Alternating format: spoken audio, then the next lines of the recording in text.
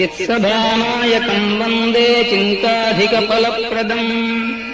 अपर्णास्वर्णकुम्भाभकुचाश्लिष्टकळेबरम्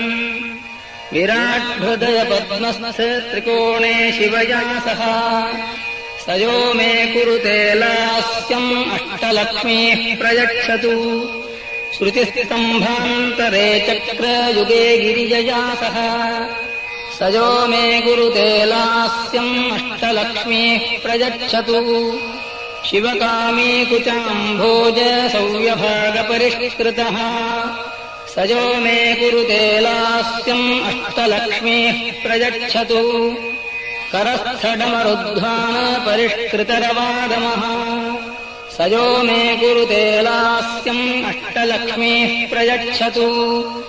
नारदब्रह्म Govinda Veena